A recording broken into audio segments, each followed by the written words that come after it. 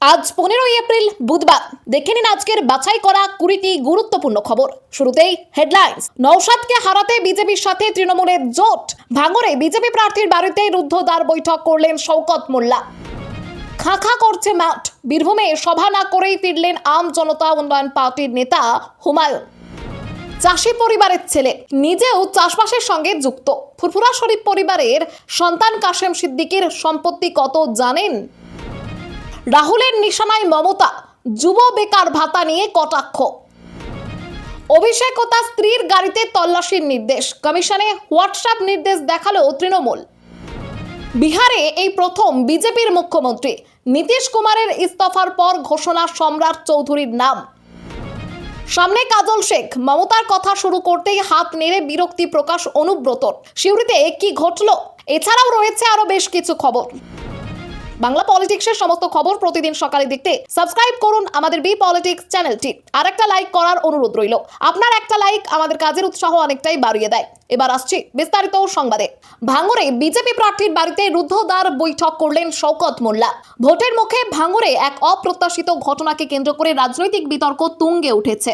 মঙ্গলবার সকালে তৃণমূল প্রার্থী শওকত মোল্লা হঠাৎ বিজেপি প্রার্থী জয়ন্ত গায়েনের বাড়িতে যান এবং দুই প্রার্থীর মধ্যে দীর্ঘক্ষণ আলোচনা হয়। এমনকি জয়ন্তর মা শওকতকে আশীর্বাদও করেন। এই ঘটনার ছবি ও ভিডিও সোশ্যাল মিডিয়ায় ভাইরাল হতেই বিজেপি তৃণমূল সেটিং এর অভিযোগ তোলে সিপিএম ও আইএসএফ। অভিযোগ উঠেছে, জয়ন্ত গায়েনের সঙ্গে শওকত মোল্লার দীর্ঘদিনের পরিচয় রয়েছে। পাশাপাশি জয়ন্তর পরিবারের সদস্যদের তৃণমূলের সঙ্গে যোগসূত্র এবং তার নির্বাচনী প্রচারে নিষ্ক্রিয়তাকেও সামনে আনা হয়েছে।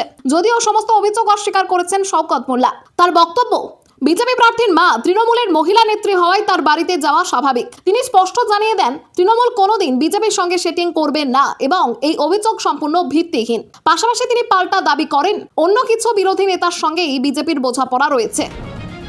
খাঁ করছে মাঠ। বীরভূমে সভা না করেই ফিরলেন আম জনতার নেতা হুমায়ুন। বীরভূমের মার গ্রামে আম জনতা উন্নয়ন পার্টির নেতা হুমায়ুন কবিরের জনসভা ঘিরে চাঞ্চল্য তৈরি হয়েছে। কারণ বিশাল মঞ্চ ও নেতাদের উপস্থিতি সত্ত্বেও সাধারণ মানুষের দেখা মেলেনি। মঞ্চের সামনে কেবল কিছু কচিকাচাকে দেখা যায়, ফলে কার্যত সভা করা সম্ভব হয়নি। নির্ধারিত সভাস্থলে না গিয়ে রামপুরহাটের একটি বেসরকারি অনুষ্ঠান ভবনে সাংবাদিকদের মুখোমুখি হন হুমায়ুন। ভোটের আগে মানুষের সমর্থন হারালেন কিনা কিংবা ভাইরাল ভিডিওর প্রভাব পড়েছে কিনা তা নিয়েই প্রশ্ন উঠেছে। যদিও তার দল দাবি করেছে 150টির বেশি আসনে তারা লড়াই করছে এবং হেলিকপ্টারে প্রচার চালালেও সভায় ভিড় হচ্ছে না। মানুষ কেবল কপ্টার দেখতে ভিড় করছে। স্থানীয় নেতাদের অভিযোগ, সমর্থকদের সভাস্থলে আসতে বাধা দেওয়া হয়েছে এবং বাস আটকে দেওয়া হয়েছে। হুমায়ুন কবিরও তৃণমূলের বিরুদ্ধে ভয় দেখানোর রাজনীতির অভিযোগ তুলেছেন। পাশাপাশি হেলিপ্যাড তৈরির অনুমতি না পাওয়ার কথাও বলেন তিনি এবং দাবি করেন 4 তারিখের পর তৃণমূল সরকার থাকবে না। চাষি পরিবারের ছেলে, নিজেও চাষবাসের সঙ্গে যুক্ত। ফুরফুরা শরীফ পরিবারের সন্তান কাশেম সিদ্দিকীর সম্পত্তি কত জানেন? ফুরফুরা শরীফ পরিবারের সন্তান কাশেম সিদ্দিকী, যিনি আব্বাস সিদ্দিকী ও নওশাদ সিদ্দিকীর তুতো ভাই, একসময় তৃণমূল বিরোধী হিসেবে পরিচিত ছিলেন। 2021-এর বিধানসভা নির্বাচনের পর রাজ্য সরকারের সমালোচনায় সরব থাকলেও পরে মমতা বন্দ্যোপাধ্যায়ের উপস্থিতিতে তৃণমূলে যোগ দেন। এবার তাকে আমডাঙ্গা বিধানসভা কেন্দ্রের প্রার্থী করেছে তৃণমূল। হলফনামা অনুযায়ী পেশায় সমাজসেবী কাশেম কৃষি ও ব্যবসার সঙ্গে যুক্ত। তার হাতে রয়েছে 1,20,256 টাকা এবং তার স্ত্রীর হাতে 56,720 টাকা। এসবিআই ও একটি বেসরকারি ব্যাংকে তার অ্যাকাউন্ট রয়েছে। যদিও এসবিআই এর টাকার পরিমাণ উল্লেখ নেই। তার 2টো গাড়ি এবং একটি স্কুটি রয়েছে, তবে সোনা নেই। কাশেমের অস্থাবর সম্পত্তির পরিমাণ 27,124 টাকা এবং তার স্ত্রীর 18,13,520 টাকা। স্থাবর সম্পত্তির মধ্যে হাওড়া জগৎবল্লভপুর ও ফুরফুরায় চাষের জমি এবং একটি বাড়ি রয়েছে, যার মূল্য 13,40,500 টাকা। তার বিরুদ্ধে একাধিক মামলা থাকলেও কোনোটিতেই দোষী প্রমাণিত হননি। রাজনৈতিক বিশ্লেষকদের মতে তাকে প্রার্থী করে তৃণমূল ফুরফুরা শরীফের প্রভাব কাজে লাগাতে চায়। ভয়ের ভাঙড়, নিশ্চিন্তে ঘুমাচ্ছে। ভোট আবহে এসআইআর নিয়ে দাবি নওশাদের। ভোট এলেই ভাঙড়ে হিংসার আবহ নতুন নয়। অতীতের বিধানসভা ও পঞ্চায়েত নির্বাচনে গুলি বোমার ঘটনার জন্য বারবার শিরোনামে উঠে এসেছে দক্ষিণ 24 পরগনার এই এলাকা। অশান্তি নিয়ন্ত্রণে ভাঙড়কে কলকাতা পুলিশের আওতায় আনা হলেও পরিস্থিতি নিয়ে উদ্বেগ থেকেই গিয়েছে। এই পরিস্থিতিতে এসআইআর ইস্যুতে বিভিন্ন দাবি করেছেন নওশাদ সিদ্দিকী। পাণ্ডবেশ্বরে সিপিএম প্রার্থী প্রবীর মণ্ডলের সমর্থনে সভা থেকে তিনি বলেন, অন্যত্র মানুষ আতঙ্কে থাকলেও ভাঙড়ের মানুষ নিশ্চিন্তে ঘুমাচ্ছে। তার মতে, মানুষ জানেন তিনি তাদের পাশে থাকেন। ভোটার তালিকা থেকে বাদ পড়া নাম ফেরাতে আইনি লড়াইও চলছে। তবে এই মন্তব্য ঘিরে বিতর্ক তৈরি হয়েছে, কারণ ভাঙড়ে 29,807 জনের নাম বিচারাধীন তালিকায় ছিল, যার মধ্যে 2,183 জনের নাম বাদ পড়েছে। এই পরিস্থিতিতে নিশ্চিন্তে ঘুম মন্তব্য কতটা বাস্তবজনক তা নিয়ে প্রশ্ন উঠছে রাজনৈতিক মহলে। রাহুলের নিশানায় মমতা, যুব বেকার ভাতা নিয়ে কটাক্ষ।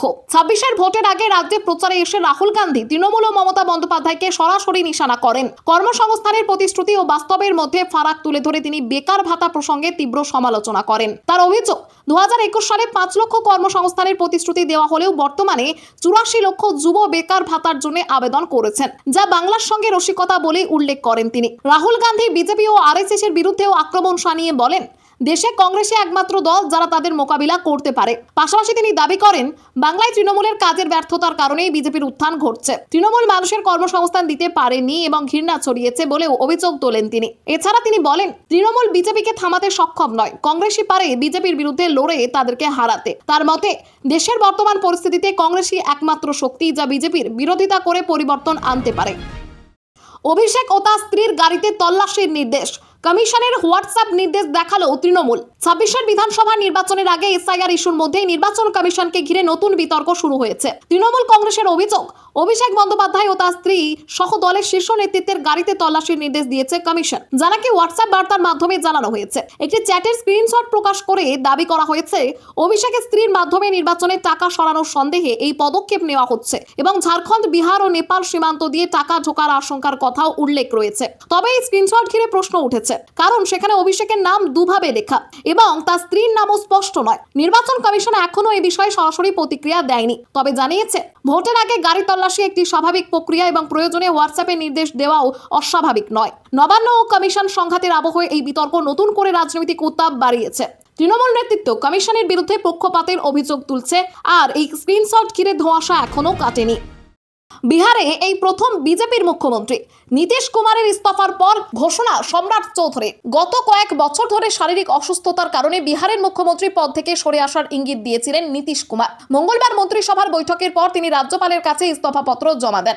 ইতিমধ্যেই তিনি রাজ্যসভার সাংসদ হিসেবে শপথ নিয়েছেন এবং আগে থেকেই এই দায়িত্ব ছাড়ার ইচ্ছে প্রকাশ করেছিলেন। নীতিশের ইস্তফার পর বিহারের নতুন মুখ্যমন্ত্রী হিসেবে সম্রাট চৌধুরীর নাম ঘোষণা করা হয়েছে। তিনি আগে মন্ত্রিসভার উপমুখ্যমন্ত্রী ছিলেন। এর ফলে প্রথমবার বিহারের বিজেপির কোনো নেতা মুখ্যমন্ত্রী হচ্ছেন। শীঘ্রই তিনি শপথ নিতে পারেন। পাশাপাশি উপমুখ্যমন্ত্রী পদে নীতিশের পুত্র নিশান্ত কুমারের নামও আলোচনায় রয়েছে। জেডিইউ নেতৃত্ব জানিয়েছে, মুখ্যমন্ত্রী না থাকলেও নীতিশ কুমার বিহারের উন্নয়নে প্রতিশ্রুতিবদ্ধ থাকবেন এবং তার নীতি নতুন সরকার অনুসরণ করবে। দীর্ঘ রাজনৈতিক জীবনের বিধায়ক, সাংসদ ও কেন্দ্রীয় মন্ত্রী হওয়ার পর প্রায় 2 দশক মুখ্যমন্ত্রী হিসেবে দায়িত্ব পালন করেছেন নীতিশ, যা মঙ্গলবারের ইস্তফার মাধ্যমে শেষ হলো। ইন্দাসে মিঠুনের রোড শোতে লোকই হলো না। সাহসপুরে প্রচারে গাড়ি থেকে না নেমে ফিরলেন মহাগুরু। প্রার্থী নির্মল কুমার ধারার সমর্থনে ইন্দাসে প্রচারে গিয়ে মিঠুন চক্রবর্তী আকুইতে রোড শো করলেও সাহসপুর বাজারে পৌঁছে গাড়ি থেকে না নেমেই ফিরে যান। আগে থেকে ঘোষিত কর্মসূচি অনুযায়ী সেখানে রোড শো হওয়ার কথা থাকলেও তা বাস্তবায়িত হয়নি। সাহসপুরে সকাল থেকে হাজার হাজার মানুষ ভিড় জমিয়েছিলেন মহাগুরুকে এক ঝলক দেখার আশায়, কিন্তু দীর্ঘক্ষণ অপেক্ষার পর তাকে সামনে না পেয়ে হতাশ হয়ে ফিরে যান অনেকে। এতে কর্মী সমর্থকদের মধ্যেও ক্ষোভ ছড়ায়। এক কর্মীর মন্তব্য, দেখাবেন না যদি তবে এলেন কেন? ঘটনার পর প্রার্থী নির্মল কুমার ধারা জানান, প্রবল গরম ও মিঠুনের শারীরিক সমস্যার কারণে তিনি নামতে পারেননি, যদিও অনেকে এই ব্যাখ্যাকে অজুহাত বলে মনে করছেন। এই ঘটনাকে ঘিরে বিজেপির তারকা নির্ভর প্রচার কৌশল নিয়ে প্রশ্ন উঠেছে। স্থানীয় ইস্যুতে সংগঠন মজবুত করার বদলে এই কৌশল উল্টে নেতিবাচক প্রভাব ফেলেছে বলে মনে করা হচ্ছে, যা নির্বাচনের আগে দলের অস্বস্তি বাড়িয়েছে। সামনে কাজল শেখ, মমতা কথা শুরু করতে হাত নেড়ে বিরক্তি প্রকাশ অনুব্রতর। সিউড়িতে কি ঘটলো? বিধানসভা নির্বাচনের মাঝে সিউড়ির সভায় কেষ্ট বিতর্ক নতুন করে অস্বস্তিতে ফেলেছে তৃণমূলকে। প্রার্থী উজ্জ্বল চট্টোপাধ্যায়ের সমর্থনে আয়োজিত সভায় মমতা বন্দ্যোপাধ্যায়ের সামনেই অনুব্রত মণ্ডল হঠাৎ মেজাজ হারিয়ে হাত নেড়ে বিরক্তি প্রকাশ করে মঞ্চ ছেড়ে চলে যান। এই ঘটনার ভিডিও ভাইরাল হতেই দলীয় অন্দরমহলে প্রশ্ন উঠেছে এই অসন্তোষ নিয়ে। ঘটনার সময় মমতা বন্দ্যোপাধ্যায় কাজল শেখ ও বিকাশ রায়চৌধুরীর সঙ্গে কথা বলছিলেন এবং অনুব্রতকে কাছে ডাকেন। তবে তিনি নেত্রীর কথা উপেক্ষা করেই সরে যান, যা তার অসন্তুষ্টির ইঙ্গিত দেয়।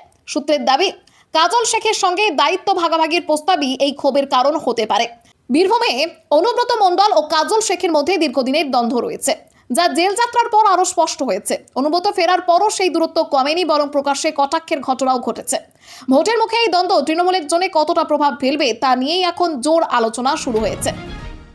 কৃষ্ণনগর উত্তরে বিজেপি প্রার্থীর ব্যানার ছেঁড়ার অভিযোগ, কাঠগড়ায় তৃণমূল কংগ্রেস। নদিয়া জেলায় 29 এপ্রিল ভোটকে সামনে রেখে জোরদার প্রচার চললেও পোড়াগাছা গ্রাম পঞ্চায়েতে নতুন করে উত্তেজনা ছড়িয়েছে। সোমবার বিভিন্ন বুথে বিজেপি প্রার্থী তারকনাথ চট্টোপাধ্যায়ের প্রচারে সাধারণ মানুষের ভিড় দেখা গেলেও মঙ্গলবার 225 নম্বর বুথে তার ব্যানার, ফেস্টুন ও দলীয় পতাকা ছিঁড়ে ফেলার অভিযোগ ওঠে। বিজেপি কর্মীদের দাবি, একাধিক পতাকা সরিয়ে দেওয়া হয়েছে। ঘটনায় কৃষ্ণনগর উত্তরের মণ্ডল সভাপতি আনন্দ মণ্ডল ও সাধারণ সম্পাদক চন্দন মালাকা সহ অন্যান্য নেতারা ঘটনাস্থলে পৌঁছে পুলিশকে খবর দেন। অন্যদিকে তৃণমূল কংগ্রেস এই অভিযোগ সম্পূর্ণ অস্বীকার করে জানিয়েছে তাদের কোনো যোগ নেই। ইতিমধ্যেই পুলিশ ঘটনাটি তদন্ত শুরু করেছে। শ্রমিক ভট্টাচার্যের হেলিকপ্টার নামতেই উড়ে গেল একাধিক বাড়ির চাল। উত্তর দিনাজপুরের গোয়ালপুকুরে বিজেপির জনসভাকে কেন্দ্র করে অস্বাভাবিক ঘটনা ঘটেছে। বিজেপির রাজ্য সভাপতি শ্রমিক ভট্টাচার্যের হেলিকপ্টার নামার সময় প্রবল বাতাসে আশেপাশের কয়েকটি গরিব মানুষের বাড়ির টিনের চাল উড়ে যায়। শাহাপুর ফুটবল মাঠের পাশে অস্থায়ী হেলিপ্যাডে অবতরণের সময় এই ঘটনা ঘটে, যা এলাকায় আতঙ্ক ও চাঞ্চল্যের সৃষ্টি করে। বিজেপি প্রার্থী সরজিৎ বিশ্বাসের সমর্থনে আয়োজিত সভায় এই বিপত্তি ঘটে, যখন হেলিকপ্টারের ডানার হাওয়ায় যেন অকাল কালবৈশাখীর মতো পরিস্থিতি হয়। মুহূর্তের মধ্যে একাধিক বাড়ির চাল উড়ে যায়, ক্ষতিগ্রস্ত হয় স্থানীয় বাসিন্দারা। ক্ষতিগ্রস্তরা ক্ষতিপূরণের দাবি তুলেছেন। ঘটনাস্থলে পৌঁছে তৃণমূল প্রার্থী গোলাম রব্বানী ক্ষতিগ্রস্তদের পাশে দাঁড়ান এবং প্রশাসনের কাছে ক্ষতিপূরণের দাবি জানাবেন বলে আশ্বাস দেন। এই ঘটনায় রাজনৈতিক মহলেও চাপানোতর শুরু হয়েছে এবং গেরুয়া শিবির অস্বস্তিতে পড়েছে। সবে তো শুরু, ধরা পড়বে হেভি ওয়েটরাও। আইপ্যাক কাণ্ডে বিস্ফোরক দিলীপ ঘোষ। বিধানসভা নির্বাচন ঘিরে উত্তেজনার মধ্যে আইপ্যাকের ডিরেক্টর ভিনেশ চান্দেনের ইডি গ্রেপ্তারের প্রেক্ষিতে বিস্ফোরক মন্তব্য করেছেন বিজেপি প্রার্থী দিলীপ ঘোষ। তিনি দাবি করেন, বাংলায় দীর্ঘদিন ধরে কয়লা ও বালি চুরির মতো দুর্নীতি চলছে এবং এই টাকাই রাজনীতিতে ব্যবহার হয়। তার মতে বর্তমান ঘটনা শুধু ট্রেলার। বিজেপি ক্ষমতায় এলে কেন্দ্রীয় সংস্থার বড়সড় অভিযান শুরু হবে এবং তাতে বহু প্রভাবশালী নেতা ধরা পড়তে পারেন।